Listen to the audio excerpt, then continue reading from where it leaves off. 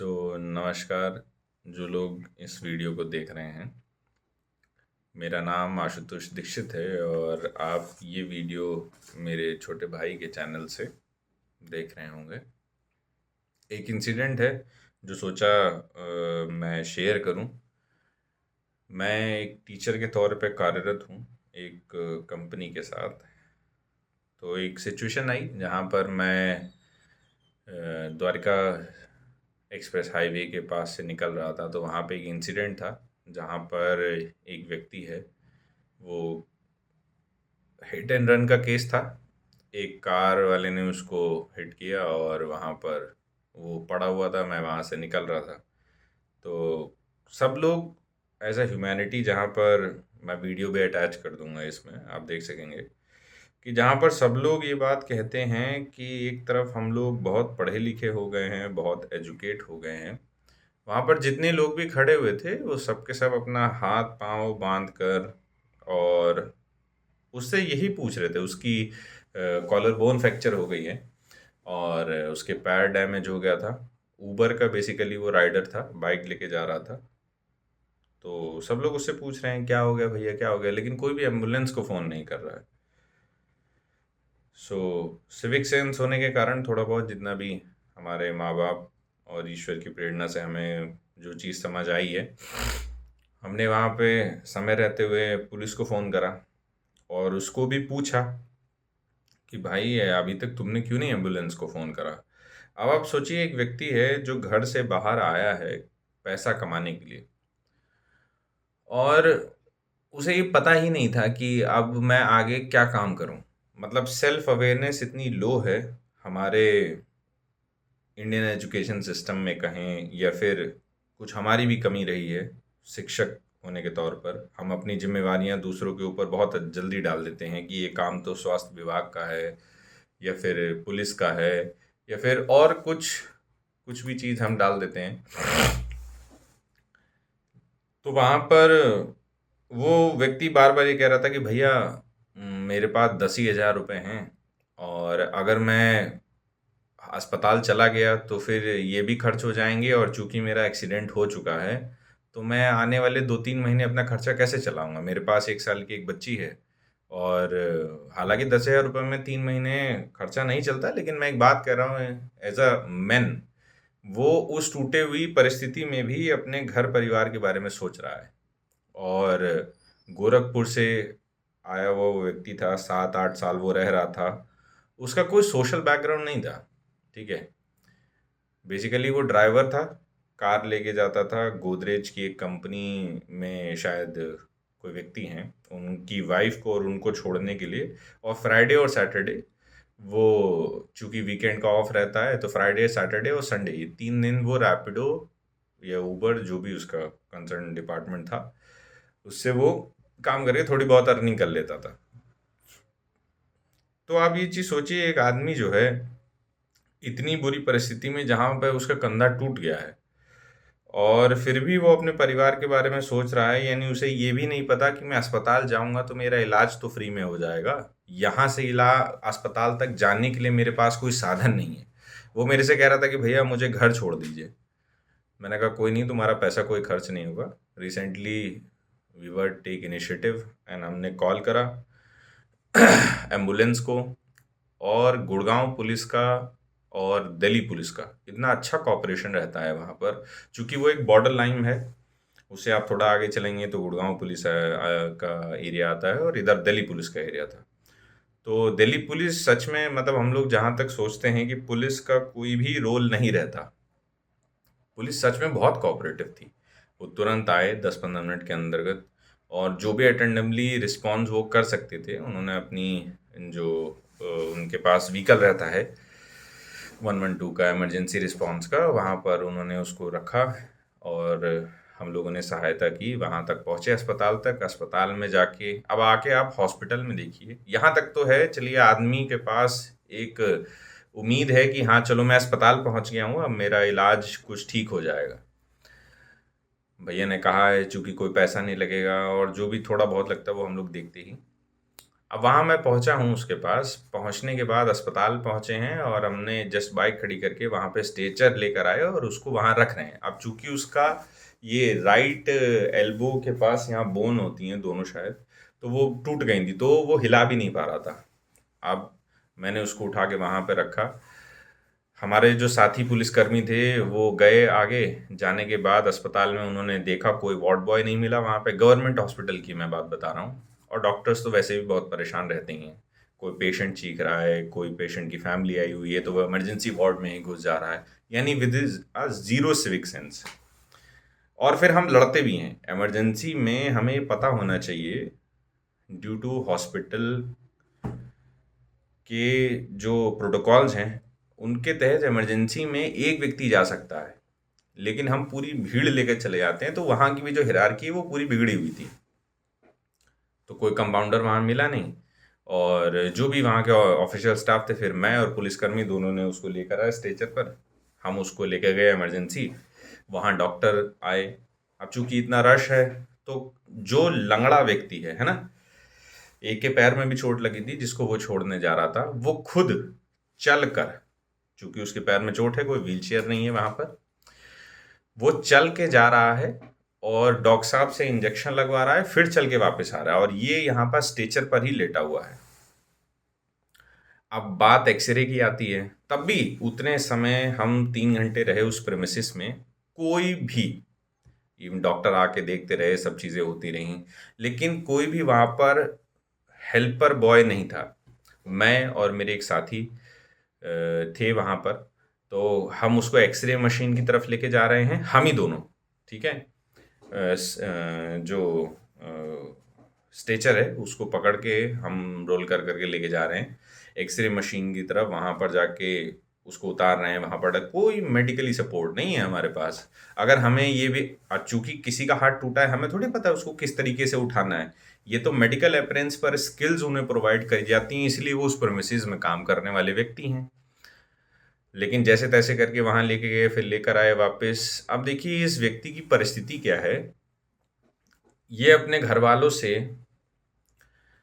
दूर है पिछले 8 साल से, ठीक है।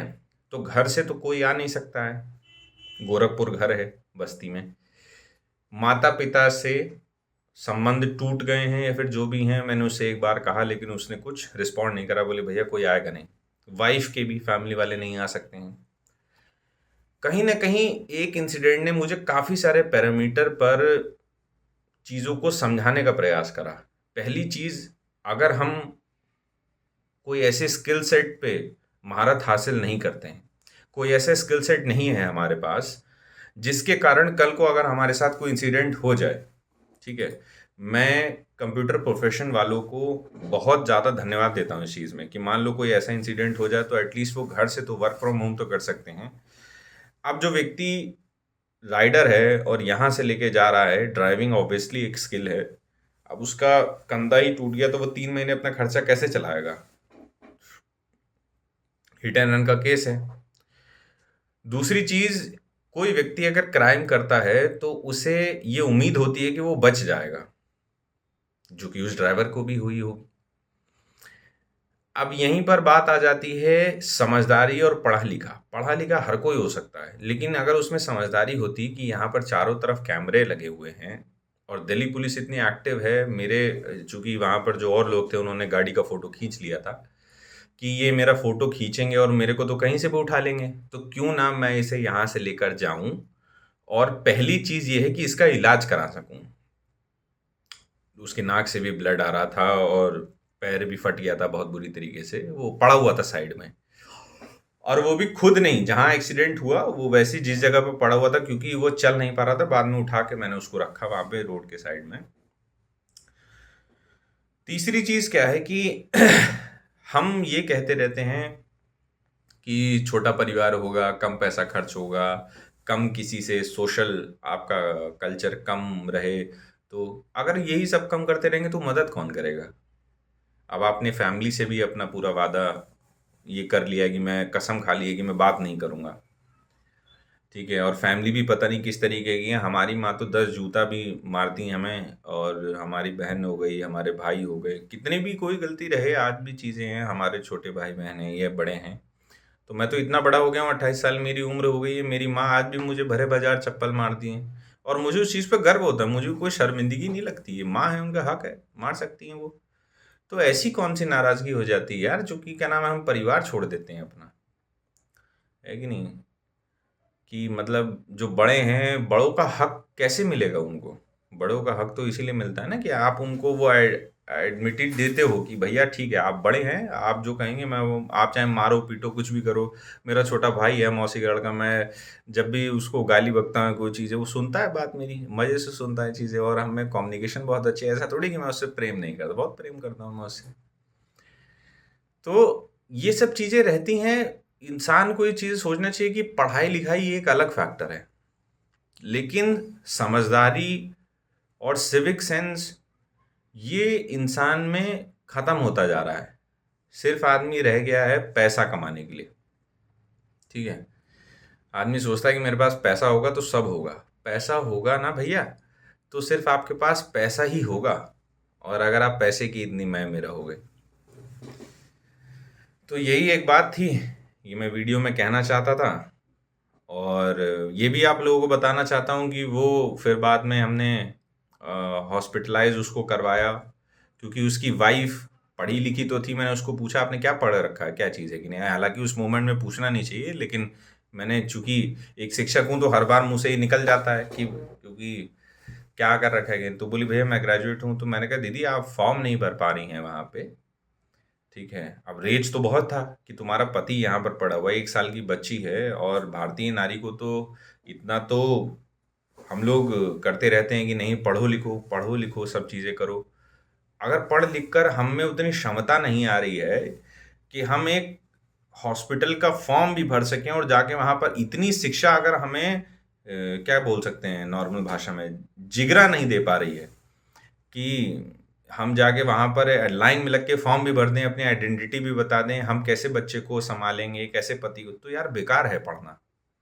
मैं खुद कहता हूँ, अगर मेरी शिक्षा कभी मेरी माँ, मेरी बहन, मेरे छोटे भाई बहन इस समाज के काम नहीं आ पाई, तो मैं तो शिक्षक कहलाने लायक भी नहीं हूँ, है कि नहीं? शिक्षक छोड़ो, मैं तो क्या नाम है एक स्टूडेंट कहलाने लायक भी नहीं हूँ।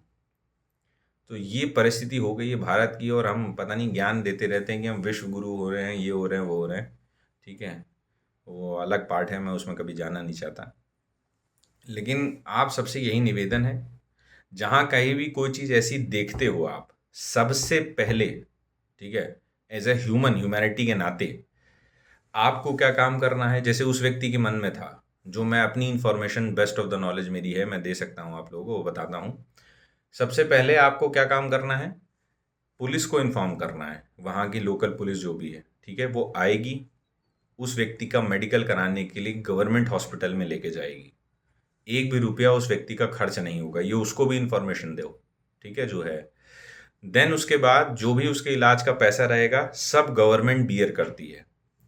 तीसरी चीज़, अगर वो किसी ऐसे ऑर्गेनाइजेशन के साथ काम कर रहा है, जैसे ओला हो गया, उबर हो गया, रैपिडो हो गया, वहाँ पर आप तुरंत उसके कस्टमर केयर को फ़ोन करके कंप्लेंट रेज़ करो। 2 लाख से लेकर 5 लाख तक का एक्सीडेंट, 2 लाख तक का शायद ये है इंश्योरेंस होता है उसमें, मेडिकल इंश्योरेंस, और एक्सीडेंटल बेनिफिट 5 लाख तक का है।